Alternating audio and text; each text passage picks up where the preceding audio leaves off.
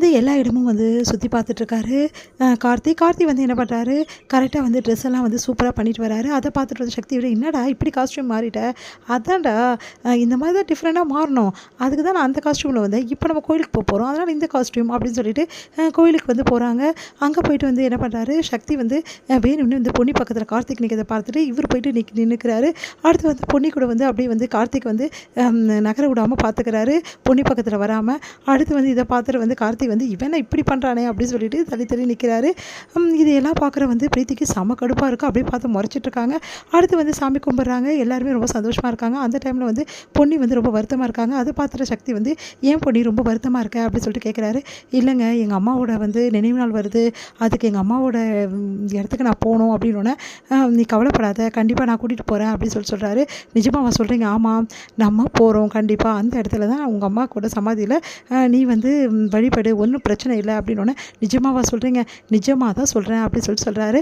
சரின்னு சொல்லிட்டு இங்கே ரொம்ப சந்தோஷமாக இருக்காங்க நம்ம பொன்னி. அடுத்து பிரீத்தி செம்ம டென்ஷனாக இருக்காங்க.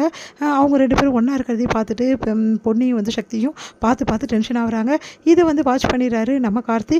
கார்த்தி இவங்ககிட்ட ஏதோ தப்பு இருக்க மாதிரி இருக்கே, ஏன் இவங்க சகஜமாகவே இருக்க மாட்டேங்கிறாங்க, 2 பேருமே பார்த்துட்ருக்காங்களே, இவங்களுக்குள்ளே ஏதோ இருக்குது, கண்டுபிடிக்கணும் அப்படின்னு சொல்லிட்டு கார்த்தி யோசிச்சு பண்ணுறாரு. அந்த டைமில் என்ன பண்ணுறாங்கன்னா, பொன்னி இந்த மாதிரி இங்கே போகணும், பக்கத்தில் ஊருக்கு ஒரு சிநேகிதி யாரும் இருக்காங்களா, அவங்கள பார்க்க போகணுமா அப்படின்னு சொல்லிட்டு பொன்னி சொல்கிறத சந்திரசேகர் சொல்கிறாரு ஜெயா கிட்ட. ஜெயா இப்போ என்ன அப்படின்னோடனே இல்லை முக்கியமாக போகணும். சரி அவள் தனியாக போவா அப்படின்னு சொல்லிட்டு கேட்குறாங்க. உடனே நான் போகிறேன் அப்படி கார்த்தி சொல்கிறாரு. அதெல்லாம் ஒன்றும் தேவையில்லை, நான் எதுக்கு இருக்கேன், நான் போகிறேன், நான் உடனே போயிட்டு காட்டிட்டு அவங்கள கூட்டிகிட்டு வந்துடுறேன் உடனே அப்படின்னு சொல்லிட்டு சக்தி சொல்கிறாரு. உடனே சரிப்பா பொன்னி நீயே கூட்டிகிட்டு போ அப்படி சந்திரசேகர் சொன்னோன்னே பிரீத்திக்கு செம கடுப்பாக இருக்குது. "நான் வேணா வரட்டுமா பொன்னி, உனக்கு உதவியாக இருக்கும்" அப்படின்ற மாதிரி சொல்கிறாங்க. அதை பார்த்த கார்த்தி இவங்களே வாலண்டியராக போகிறாங்களே அப்படின்னு சொல்லிட்டு பார்த்துக்கிட்டே இருக்காரு. "சரி நானும் வரேன்டா" அப்படின்னோடனே "அப்பா எல்லாருமே வர வேணாம், ஆளுக்கு வரேன்னு சொல்லாதீங்க. எதுக்கு வந்தீங்க எல்லாரும்? சாமி கும்பிட்டுட்டு இந்த ஊரில் இருக்க தானே வந்தீங்க, எல்லாம் இருங்க, நான் உடனே பொண்ணையை கூட்டின்னு போய் காட்டிட்டு உடனே வந்துடுறேன்" அப்படின்னு சொல்லிட்டு கூட்டிகிட்டு போகிறாரு. இங்கே என்ன பண்ணுறாங்க, யோசிக்கிறாரு கார்த்தி.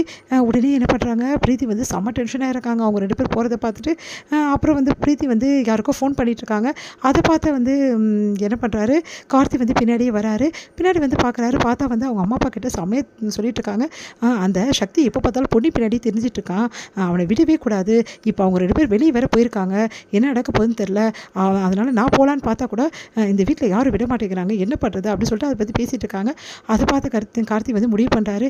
கண்டிப்பாக இவகிட்ட ஏதோ தப்பு இருக்குது, இந்த பிரீத்தி இங்கே வந்ததே காரணம் சக்தியும் பொன்னியும் பிரிக்கிறதுக்காக தான் இருக்கும், கண்டிப்பாக அந்த வேலை தான் செஞ்சிட்ருக்கா, யார்கிட்ட பேசிகிட்டு இருக்காளே, இவளுக்கு யாருமே இல்லை, அப்பா அம்மா கூட எங்கேயோ போயிட்டாங்க அப்படின்னாங்க.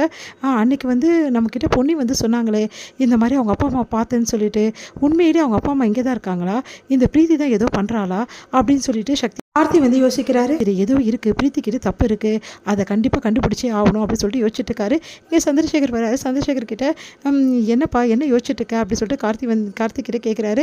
அது கார்த்தி சொல்கிறாரு, "இவங்க எதுக்கு இங்கே இருக்காங்க" அப்படின்னு சொல்கிறாரு. அதுக்கு சந்திரசேகர் நடந்த விஷயத்தெல்லாம் பிரீத்தி எப்படி வீட்டுக்கு வந்தாங்கன்ற விஷயத்த சொல்லணுன்னே, இதெல்லாம் நம்புற மாதிரியே இல்லை, பிரீத்தி கிட்ட ஏதோ தப்பு இருக்குது, கண்டிப்பாக கண்டுபிடிக்கணும் அப்படின்னு சொல்லிட்டு முடிவு பண்ணுறாரு கார்த்தி. பொன்னி அவங்க அம்மா சமாதியில் விளக்கேற்றி சாமி கும்பிட்றாங்க. அடுத்து சக்தி கிட்ட அவங்க அம்மா பற்றி நிறைய விஷயங்கள் பொன்னி பகிர்ந்துக்கிறாங்க. உடனே பொன்னி அப்படியே கண்ணீர் வருது பொன்னிக்கு. உடனே கண்ணீரை துடைச்ச சக்தி அப்படியே அவங்கள தோள் மேலே சாய்ச்சிக்கிறாரு. இது ஒரு முடியுது.